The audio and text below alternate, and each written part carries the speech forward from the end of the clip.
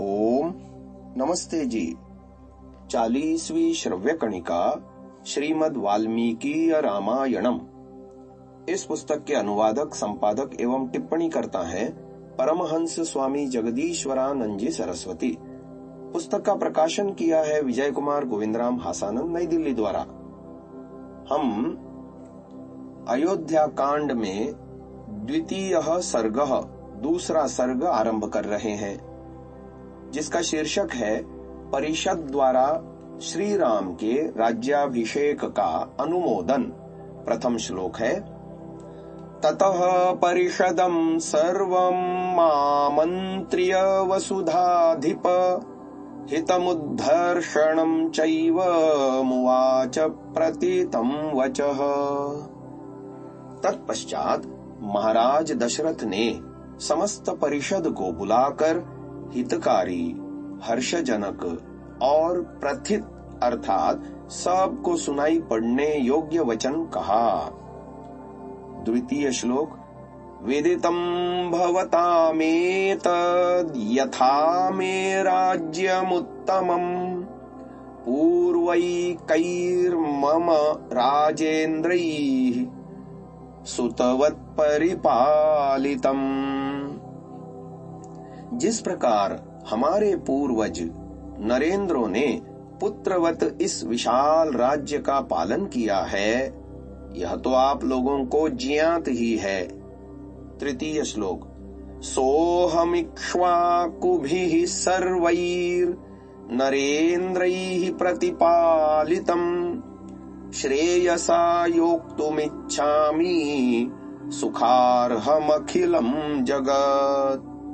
मैं इक्ष्वाकु वंशीय राजाओं द्वारा प्रतिपालित संपूर्ण राज्य को सुख और कल्याण से युक्त करना चाहता हूँ। चतुर्थ श्लोक, मयाप्याचरितं पूर्वैः पन्थानमनुगच्छता प्रजा नित्यमनिद्रेण यथा शक्त्यभिरक्षिताः। मैंने भी अपने पूर्वजों के मार्ग का अनुसरण करते हुए प्रमाद रहित यथाशक्ति प्रजा का पालन किया है। पंचम श्लोक, इदं शरीरं कृत्स्नस्य लोकस्य चरिताहितं पाण्डुरस्यातपत्रस्य छायायां जरितं मया। प्रजाजनों के हित की कामना करते हुए इस श्वेत राज छत्र के नीचे मेरा यह शरीर जरा जीर्ण हो गया है। छठा और सातवां श्लोक संयुक्त रूप से, जीर्णस्य शरीरस्य विश्रान्तिमभिरोचये राजप्रभावजुष्टां हि दुर्वहामजितेन्द्रियैः परिश्रान्तोऽस्मि लोकस्य गुर्विं धर्मधुरं वहन् सोऽहं विश्राममिच्छामि रामं कृत्वा प्रजाहिते। अब मैं चाहता हूँ कि इस जीर्ण शरीर को विश्राम दूं, पराक्रम द्वारा सेवन करने योग्य और अजितेंद्रिय पुरुषों से न उठा सकने योग्य इस संसार के धर्म रूपी धुरा को ढोते हुए अब मैं थक गया हूँ। अतः राम को राज्य कार्य में लगाकर मैं विश्राम ग्रहण करना चाहता हूँ। आठवां श्लोक, यदिदं मेऽनुरूपार्थं मया साधु सुमंत्रितं भवन्तो मेऽनुमन्यन्ताम् कथं वा करवाण्यहम्। यदि मेरा यह विचार उचित और योग्य हो तो आप मुझे अनुमति दें, अथवा जो करना उचित हो वह बतलावें। नौवां श्लोक, इति ब्रुवन्तं मुदिताः प्रत्यनन्दन् नृपं वृष्टिमन्तं महामेघं नर्दन्त इव बर्हिणः। महाराज दशरथ के इन वचनों को सुन सभी राजा लोगों ने वैसी ही प्रसन्नता प्रकट की जैसे बरसते हुए बादल को देखकर मोर प्रसन्नता प्रकट करते हैं। 10वां श्लोक। स्निग्धोऽनुनादः संजज्ञे तत्र हर्ष समीरितः जनौघोद्घुष्ट सन्नादो मेदिनीं कंपयन्निव। उस समय राजाओं तथा अन्य उपस्थित जनों ने प्रसन्न होकर वाह वाह, ठीक, बहुत ठीक कह करके इतने जोर से आनंद प्रकट किया कि राजसभा भवन भी कांपता सा प्रतीत हुआ। 11वां श्लोक। ब्राह्मणा जनमुख्याश्च पौरजानपदैः सह समेत्यते मंत्रयित्वा चोचुर्दशरथं नृपम्। महाराज दशरथ के मनोभावों को जानकर वशिष्ठ आदि ब्राह्मणों, राजाओं तथा नगर और राज्य के प्रधान लोगों ने परस्पर विचार विमर्श कर दशरथ जी से कहा। 12वां श्लोक। अनेक वर्ष वयसो वृद्धस्त्वमसि पार्थिव स रामं राजानम् अभिषिञ्चस्व पार्थिवम्। कि हे राजन, आप राज्य करते करते बहुत वृद्ध हो गए हैं, अतः अब आप श्री राम को युवराज पद पर अभिषिक्त कर दीजिए। 13वां श्लोक। इच्छामो हि महाबाहुम् रघुवीरं महाबलम् गजेन महतायान्तम् रामं छत्रावृताननम्। हमारी हार्दिक अभिलाषा है कि महाबाहु एवं महाबली श्री राम एक बड़े हाथी पर बैठकर और सिर के ऊपर राजत छत्र लगाए हुए चले और हम यह शुभ दृश्य देखें। 14वां श्लोक। इति तद्वचनं श्रुत्वा राजा तेषां मनः प्रियम् अजानन्निव जिज्ञासुरिदं वचनमब्रवीत्। महाराज दशरथ ने उन सब के ये प्रिय वचन सुन उनके मन का अभीष्ट जानने के लिए अनजान मनुष्य की भांति उनसे पूछा। 15वां श्लोक। श्रुत्वैवं वचनं यन्मे राघवं पतिमिच्छथ राजानः संशयोऽयं मे किमिदं ब्रूत तत्त्वतः। हे राजाओं, मेरे कहते ही आप राम को राजा बनाने के लिए तैयार तो हो गए, इससे मेरे मन में एक संशय उत्पन्न हो गया है। आप लोग ठीक ठीक उत्तर देकर उसका निवारण कीजिए। 16वां श्लोक। कथं नु मयि धर्मेण पृथिवी मनुषासति भवन्तो द्रष्टुमिच्छन्ति युवराजं ममात्मजम्। जब मैं धर्म पूर्वक पृथ्वी का पालन कर रहा हूँ, फिर आप लोग मेरे पुत्र को युवराज क्यों बनाना चाहते हैं? क्या मैं ठीक ठीक शासन नहीं कर रहा हूँ? 17वां श्लोक। ते तमुचुर्महात्मानः पौरजानपदैः सह बहवो नृप कल्याण गुणाः पुत्रस्य सन्ति ते।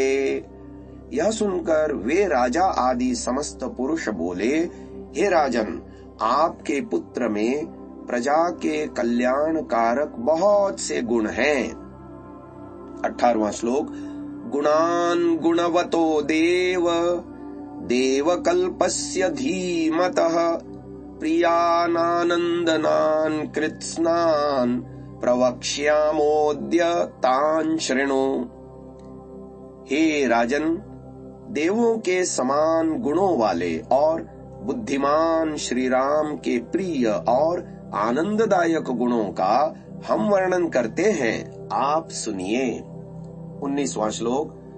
दिव्यैर्गुणैः शक्रसमो रामः सत्यपराक्रमः इक्ष्वाकुभ्योऽपि सर्वेभ्यो यतरिक्तो विशाम पते। हे प्रजाओं के स्वामिन, सत्य पराक्रमी श्री राम दिव्य गुणों से इंद्र के समान हो रहे हैं, अतः वे इक्ष्वाकु वंशी राजाओं में सबसे श्रेष्ठ हैं। 20वां श्लोक। रामः सत्य पुरुषो लोके सत्यः धर्मपरायणः साक्षात् रामाद् विनिर्वृत्तो धर्मश्चापि श्रियासः। सत्यपरायण श्री राम लोक में वस्तुतः श्रेष्ठ पुरुष हैं। उन्हीं से धर्म और अर्थ को प्रतिष्ठा प्राप्त हुई है। 21वां श्लोक। प्रजा सुखत्वे चंद्रस्य वसुधायाः क्षमा गुणैः बुद्ध्या बृहस्पतेस्तुल्यो वीर्ये साक्षात् शचीपते। प्रजा को सुख देने में श्री राम चंद्रमा के तुल्य, क्षमा करने में पृथ्वी के समान, बुद्धि में बृहस्पति के तुल्य और पराक्रम में साक्षात इंद्र के समान हैं। 22वां श्लोक। धर्मज्ञः सत्यसन्धश्च शीलवान् अनसूयकः क्षान्तः सान्त्वयिता लक्ष्णः कृतज्ञो विजितेन्द्रियः। वे धर्मज्ञ, सत्यवादी, शील युक्त, ईर्ष्या से रहित, शांत, दुखियों को सांत्वना देने वाले, मधुर भाषी, कृतज्ञ और जितेंद्रिय हैं। व्यसनेषु मनुष्याणाम् भृशं भवति दुःखितः उत्सवेषु च सर्वेषु पितेव परितुष्यति। 23वां श्लोक था। मनुष्यों पर कोई आपत्ति आने पर वे स्वयं दुखी होते हैं और उत्सव के समय पिता की भांति प्रसन्न होते हैं। 24वां श्लोक। सत्यवादी महेश्वासो वृद्ध सेवी जितेन्द्रियः स्मितपूर्वाभिभाषे च धर्मं सर्वात्मनाश्रितः। श्री राम सदा सत्य बोलने वाले, महाधनुर्धर, वृद्धों की सेवा करने वाले, जितेंद्रिय, हंसकर बोलने वाले और सब प्रकार से धर्म का सेवन करने वाले हैं। 25वां श्लोक। नास्य क्रोधः प्रसादश्च निरर्थोऽस्ति कदाचन हन्त्येव नियमाद्वद्ध्या नवद्येन च कुप्यति। उनका क्रोध और प्रसन्नता कभी निरर्थक नहीं होती। वे मारने योग्य को मारते ही हैं, चाहे वह आत्मीय जन ही क्यों न हो, और अवधियों पर कभी क्रोध नहीं करते। 26वां श्लोक। दान्तैः सर्व प्रजा कान्तैः प्रीति संजननैर्नृणाम् गुणैर्विरुरुचे रामो दीप्तः सूर्य इवांशुभिः।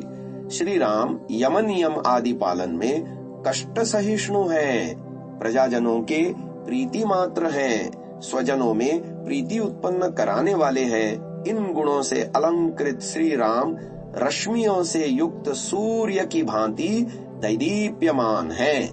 27वां श्लोक। तमेवं गुण संपन्नम राम सत्य पराक्रमम लोकपालोपमं नाथ मकामयत मेदिनी। इन सब गुणों से युक्त सत्य पराक्रमी श्री राम को लोकपालों की भांति पृथ्वी अपना राजा बनाना चाहती है। 28वां अंतिम श्लोक है द्वितीय सर्ग का। राममिन्दीवर श्यामं सर्वशत्रु निबर्हणं पश्यामो यौवराज्यस्थं तव राजोत्तमात्मजम्। हम लोग आपके पुत्र श्री राम को, जो नील कमल के समान श्याम है और शत्रुनाशक है, युवराज देखना चाहते हैं। तो राजा जनों और प्रजाजनों की इस सम्मति के साथ इस श्रव्य कणिका को यहीं विराम देते हैं। ओम